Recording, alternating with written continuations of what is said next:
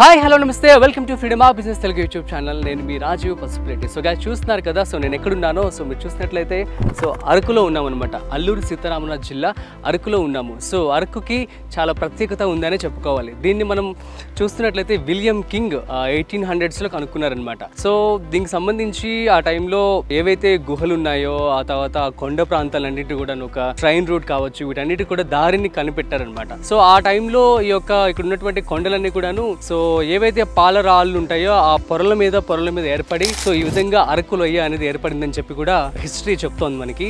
So ఈ అరకు అనేది చాలా ఫేమస్. సో టూరిస్ట్ అందరూ కూడా ఇక్కడ ఉన్నటువంటి ప్రకృతిని ఆస్వాదించడానికి వస్తూ ఉంటారు. సో అందులో భాగంగా ఇక్కడ చాలా మంది కూడాను మరి టూరిస్ట్ అందరికీ కూడా ఉండడానికి స్టే కావాల్సి ఉంటుంది కాబట్టి సో అందుకోసం కాటేజెస్ అని చెప్పి సో మనకి హోటల్స్ ఎట్లయితే ఉంటాయో సిటీస్లో, అదేవిధంగా ఇక్కడ రిసార్ట్స్ అని చెప్పి కాటేజెస్ అని చెప్పి ఎక్కడ చూసినా కూడా మనం అవే చూస్తూ ఉంటాము. సో అయితే ఈ కాటేజెస్కి ఎంత ఇన్వెస్ట్మెంట్ అవుతుంది, అసలు ఈ బిజినెస్ ఎలా నడుస్తూ ఉంటుంది, సో దీనికి సంబంధించి వాళ్ళు ఎలాంటి జాగ్రత్తలు తీసుకుంటూ ఉంటారు, అసలు టూరిస్ట్ ఎలా వస్తూ ఉంటారు, వాళ్ళకి టర్న్ ఓవర్ కావచ్చు, తర్వాత ప్రాఫిట్స్ అన్నీ కూడా ఎలా వస్తూ ఉంటాయి కూడా. సో మనమైతే గుడ్ మార్నింగ్ రిసార్ట్ దగ్గర ఉన్నాము. సో గుడ్ మార్నింగ్ రిసార్ట్ అధినేత మురళి గారు సో ఈరోజు మనకి మరింత సమాచారం చెప్తారనమాట. So let's go inside. So guys మొత్తానికి మనము అరకులో ఉన్నటువంటి one of the best resort good morning resort దగ్గర ఉన్నాము. అయితే ఈరోజు అసలు ఇక్కడ టూరిజంకి సంబంధించి ఎటువంటి బిజినెస్లు అయితే ట్రైబల్ వాళ్ళందరూ రన్ చేసుకోవచ్చు, అదేవిధంగా టూరిజం మేనేజర్ ఎవరైతే ఉన్నారో ఇక్కడ అరకు టూరిజం మేనేజర్ మురళీకృష్ణ గారు, సో వారి మాటల్లో సో మరింత సమాచారం అడిగి తెలుసుకునే ప్రయత్నం చేద్దాం. అండ్ వాళ్ళకి ఎలాంటి బిజినెస్ ఐడియాస్ కూడా ఇక్కడ పెట్టుకోవచ్చో కూడా అడిగి తెలుసుకునే ప్రయత్నం చేద్దాం.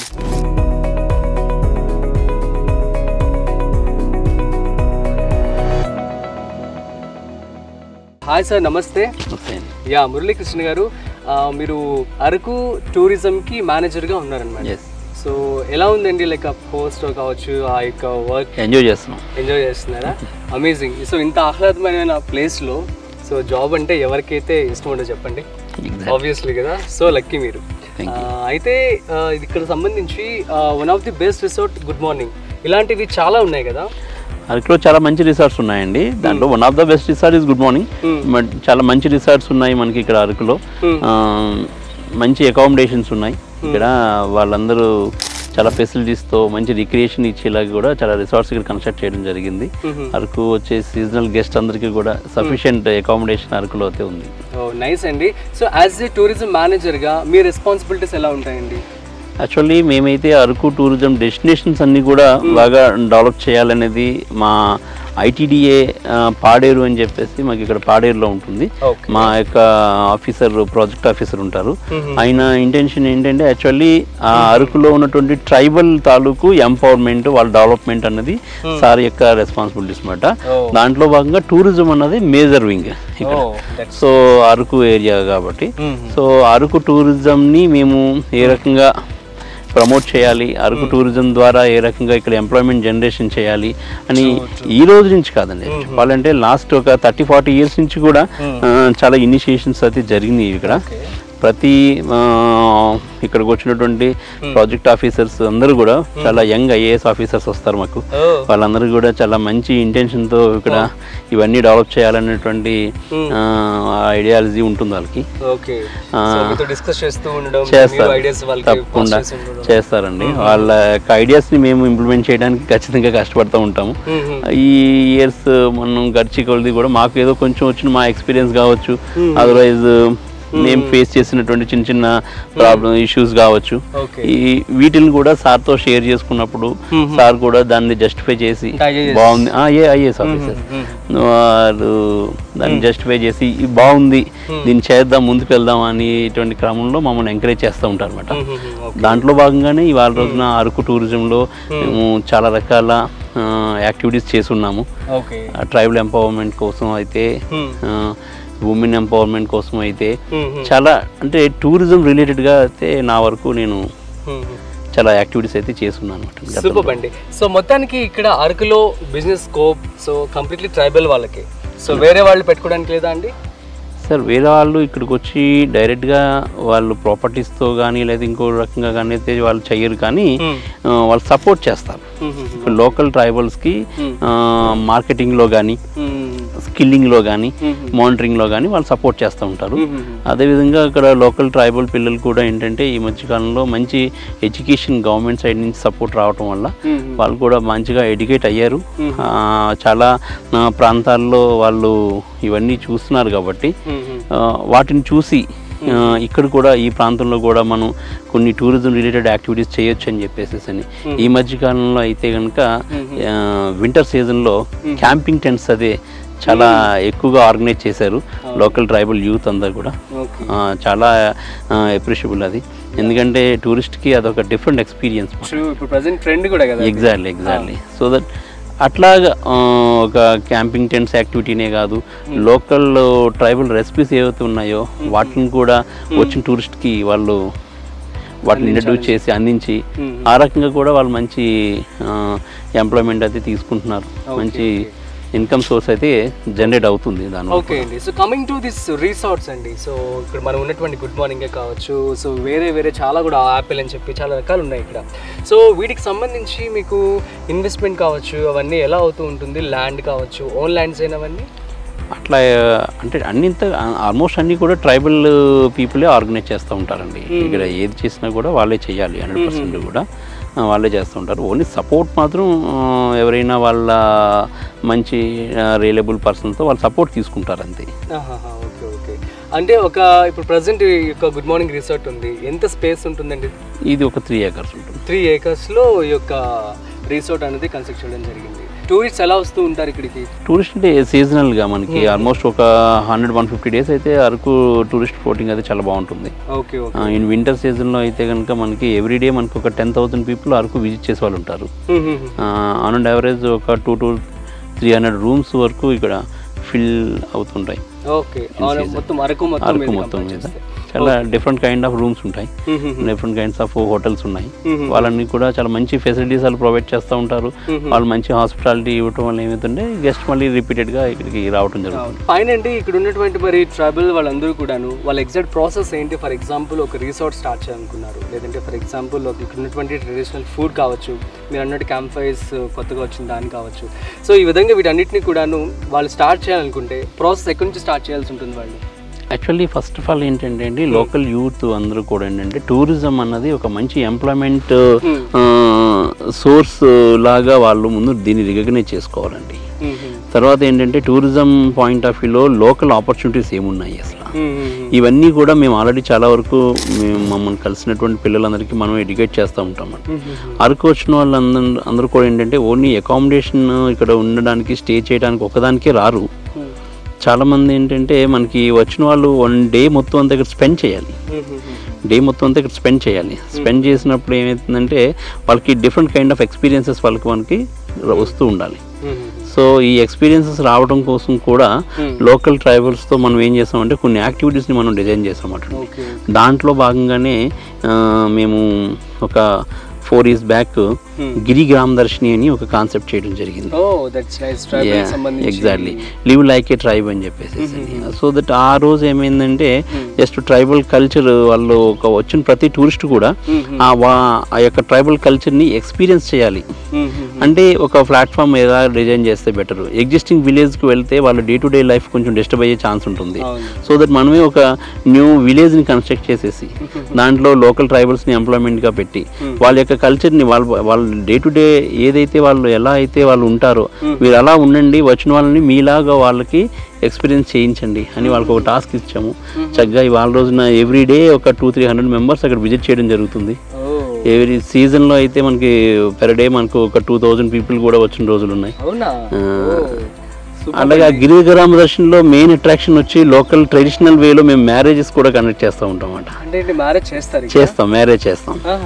ఎట్లాంటి మ్యారేజెస్ అంటే ఆల్మోస్ట్ ఒక షష్టి పూర్తి ఒక 60 years అయిన కపుల్ ఉంటారు, వాళ్ళకి ఇంకొకసారి సరదాగా ఇక్కడ లోకల్ ట్రెడిషన్ వేలో అంటే బయట వాళ్ళు వచ్చినా కూడా వాళ్ళకి మీరు చేస్తాం సరదాగా. వాళ్ళకి మన లోకల్ కాస్ట్యూమ్ అది ఇస్తాము, అదర్వైజ్ జ్యువెలరీ ఇస్తాము.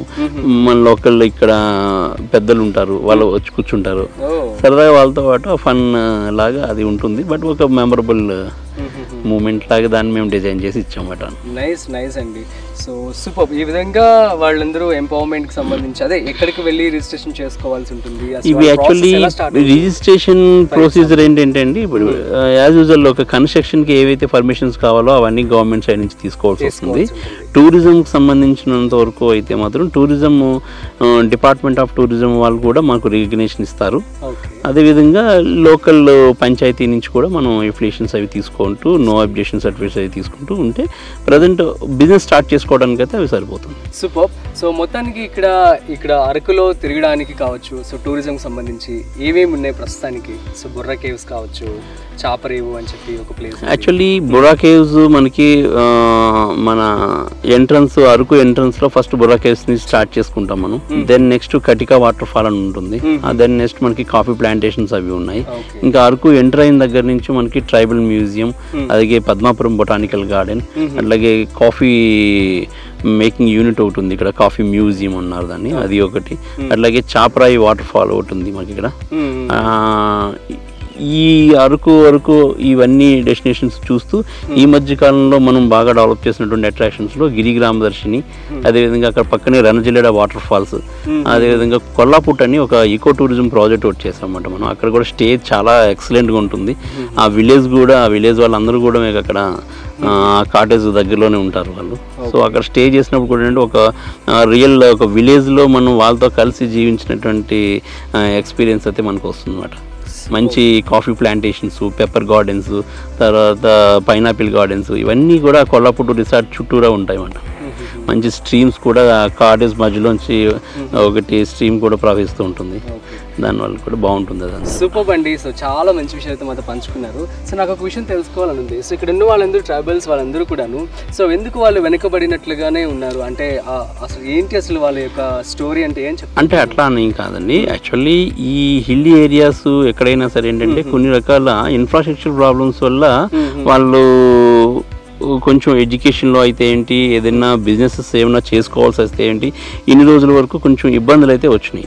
కానీ ఎవ్రీ గవర్నమెంట్ కూడా ప్రతిసారి గవర్నమెంట్స్ ఏం చేస్తూ ఉంటాయంటే డే టు డే డెవలప్మెంట్స్ అనేవి యాడ్ చేసుకుంటూ వెళ్తూ ఉండగా ఇవాళ అయితే చాలా వరకు మీరు ఇప్పుడు కంటే ఒక 30 years ఒక 20 years బ్యాక్ వెళ్ళినప్పటికి ఇప్పటికి చాలా ఎక్కువ చేంజెస్ అయితే వచ్చినాయి. రాబోయే రోజుల్లో ఇంకా ఎక్కువ చేంజెస్ వచ్చే అవకాశాలు ఉన్నాయి. ఒకప్పుడు పరిస్థితి ఎక్కడ ఎలా ఉండేది, సో ఇప్పుడు ఎలా ఉంది అంటే అప్పట్లో ఎంప్లాయ్మెంట్ సోర్స్ తక్కువ ఉండేది. అందరూ కూడా ఫారెస్ట్ మీద, అగ్రికల్చర్ మీద మాత్రమే డిపెండ్ అయ్యి ఉండేవాళ్ళు. ఇక్కడ ఏం ఇండస్ట్రీస్ అయితే వచ్చి ఛాన్స్ లేదు. ఆ ఛాన్స్ లేదు మీన్స్ అప్పట్లో ఇండస్ట్రీస్ ఇక్కడ చేయడానికి కావాల్సినటువంటి ఇన్ఫ్రాస్ట్రక్చర్ లేదు. రోడ్స్ అండ్ ట్రైన్స్ ఈ ఫెసిలిటీస్ తక్కువ ఉండే అప్పుడు. ఇప్పుడు అరకులో నేషనల్ హైవే వచ్చింది, డబుల్ లైన్ మనకి ఇక్కడ రైల్వే కూడా డెవలప్ చేశారు. సో దట్ గూడ్స్కి మనకి ప్రాబ్లం ఉండదు, ట్రాన్స్పోర్టేషన్కి ప్రాబ్లం ఉండదు. అలాగే ఎడ్యుకేషన్ ఇన్స్టిట్యూషన్స్ వచ్చినాయి, అలాగే మెడికల్ కాలేజెస్ వచ్చినాయి. ఇలాగ ఎడ్యుకేషన్ పాయింట్ ఆఫ్ వ్యూలో కానీ, ట్రాన్స్పోర్టేషన్ పాయింట్ ఆఫ్ వ్యూలో కానీ ఇవి ఎప్పుడైతే డెవలప్ అయినాయో రాబోయే రోజుల్లో ఇండస్ట్రీస్ కూడా డెవలప్ అయ్యే ఛాన్సెస్ ఉన్నాయి. మెయిన్లీ అగ్రి బేస్డ్ ఇండస్ట్రీస్ ఇక్కడికి వచ్చేయడానికి ఎక్కువ అవకాశాలు ఉంటాయి అన్నమాట.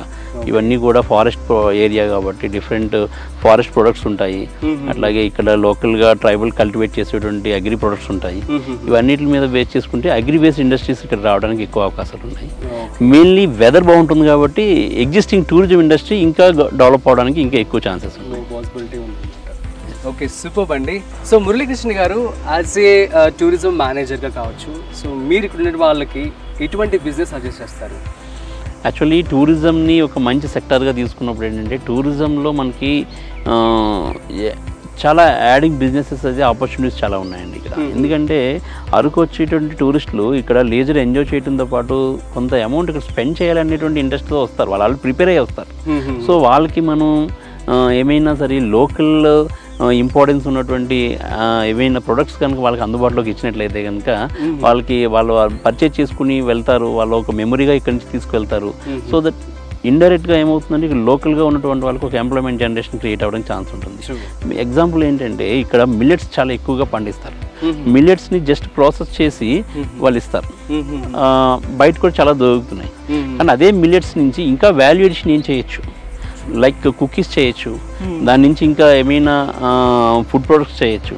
ఇట్లాగే ఏమైనా వాల్యూ ఎడిషన్ చేసి అదే మిల్లెట్ చెక్కీస్ లాగా మిల్లెట్ ప్రొడక్ట్స్ మనం కనుక వాళ్ళకి ఇచ్చినట్లయితే ఆ వాల్యూ యాడెడ్ చేయడం వల్ల ఏమవుతుందంటే ఎక్కువగా వాళ్ళకి ఫైనాన్షియల్ బెనిఫిట్ అనేది ఎక్కువ వచ్చే అవకాశం ఉంటుంది. ఆ రకంగా ఫార్మర్స్ వాళ్ళు పండించేటువంటి ప్రొడక్ట్స్ని వాల్యూ యాడ్ చేసేసి ఇక్కడికి వచ్చే టూరిస్టులకి అందివ్వడం ద్వారా ఇక్కడ మాత్రమే పండేటువంటి రకాలను మనం తీసుకుని చేసినట్లయితే కూడా బయట దొరకడం చాలా కాస్ట్లీ థింగ్ ఉంటుంది, అంత క్వాంటిటీ కూడా దొరకదు. ఇక్కడ ఎక్కువగా లో కాస్ట్లో ఎక్కువ క్వాంటిటీలో దొరికే అవకాశం ఉంది కాబట్టి అలాంటి మిల్లెట్స్ ద్వారా మనం కొన్ని బై ప్రొడక్ట్స్ చేయొచ్చు. అలాగే కాఫీ అండ్ పెప్పర్ కూడా ఇక్కడ అగ్రికల్చర్ ప్రొడక్ట్స్ ఉన్నాయి, వాటి నుంచి కూడా మనం బై ప్రొడక్ట్స్ చేసి కొంచెం ప్రాసెస్ చేసి ఇచ్చినట్లయితే కనుక లోకల్ ట్రైబల్ యూత్కి ఇది ఒక మంచి బిజినెస్ ఆపర్చునిటీగా ఉంటుంది. అదేవిధంగా లోకల్ కల్చర్ని బేస్ చేసుకుని ఇక్కడ క్రాఫ్ట్ని మనం ఇంట్రడ్యూస్ చేసినట్లయితే లోకల్ క్రాఫ్ట్స్ చేయడానికి చాలా ఎక్కువ అవకాశం ఉంది. ఒక వుడెన్ క్రాఫ్ట్ కావచ్చు, ఒక టెర్రకోటా క్రాఫ్ట్ కావచ్చు, ఒక వుడెన్ ఒక ఐరన్ క్రాఫ్ట్ కావచ్చు, ఒక బ్యాంబూ క్రాఫ్ట్ కావచ్చు. ఇవన్నీ కూడా ఏంటంటే లోకల్గా అవైలబిలిటీ ఉన్నటువంటి రా మెటీరియల్స్. ఈ రా మెటీరియల్స్ని బేస్ చేసుకుని మనం దీన్ని క్రాఫ్ట్ కింద, టాయ్స్ కింద మనం కనుక డెవలప్ చేసినట్లయితే కనుక ఈ ఒక క్రాఫ్ట్ డెవలప్మెంట్ ప్రోగ్రామ్ కనుక ఇక్కడ కండక్ట్ చేసి లోకల్ యూత్కి గవర్నమెంట్ సైడ్ నుంచి కనుక మనం ఆపర్చునిటీస్ ఇవ్వగలిగితే అరకు వచ్చిన వాళ్ళు ఒక మెమొరీ కింద ఈ క్రాఫ్ట్ పట్టుకుని వెళ్ళడానికి ఛాన్స్ ఉంటుంది.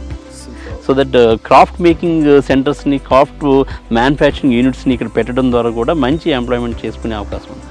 So thank you so much, thank you. చాలా మంచి విషయాలు అయితే మీరు మాతో పంచుకున్నారు.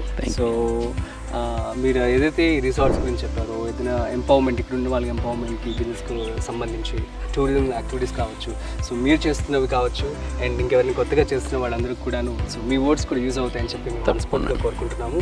థ్యాంక్ యూ సో మచ్ అండి. థ్యాంక్ యూ అండి. సో గైస్, ఇది మనం చూస్తున్నాం కదా అరకుకు సంబంధించి. So Araku tourism manager Muralikrishna గారు మనతో చాలా విషయాలు అయితే పంచుకున్నారు. సో ఇక్కడ ఏంటంటే టూరిజంకి మంచి స్కోప్ ఉందని చెప్పి, దట్టు కూడా ఎవరైతే ట్రావెల్స్ ఉన్నారో వాళ్ళకి మాత్రమే ఇక్కడ బిజినెస్ కూడా చేసుకునే ఆస్కారం అయితే ఉంది అని చెప్పడం జరుగుతుంది. దానికి సంబంధించి డీటెయిల్స్ ఎలా ప్రాసెస్ కూడా చేసుకోవాలి కూడా దాన్ని క్లియర్గా చెప్పడం జరిగింది. టూరిస్ట్ కూడా చాలా రెగ్యులర్గా ట్రావెల్ చేస్తూ ఉంటారని చెప్పి, సో పర్ డే సీజన్ అయితే 2000 to 3000 పీపుల్ ఒక్కొక్క ప్లేస్కి వెళ్తూ ఉంటారంట. It's really an amazing thing అనే చెప్పాలి. సో ఇక్కడ నేచర్ ఎంజాయ్ చేస్తూ ఈ విధంగా సో వారి యొక్క బిజినెస్ని కూడా వాళ్ళు ఇంకొంచెం బాగా ఇంక్రీజ్ చేసుకుంటూ సో మంచిగా వారి యొక్క ట్రైబల్కి సంబంధించి ఎంపవర్మెంట్ వాళ్ళే చేసుకోవడానికి ఆస్కారం కూడా ఇక్కడ గవర్నమెంట్ కూడా కల్పిస్తుందని చెప్పడం జరుగుతుంది. So that's it guys. So మరొక స్పెషల్ ఎపిసోడ్తో మీ ముందుకు వస్తాను. So thanks for watching. So మరొక విషయం, సో మన ఫ్రీడమ్ యాప్లో ఆల్మోస్ట్ 1200కు పైగా బిజినెస్, ఫార్మింగ్ అండ్ మనీకి సంబంధించి కోర్స్ అనేవి అవైలబుల్గా ఉన్నాయి.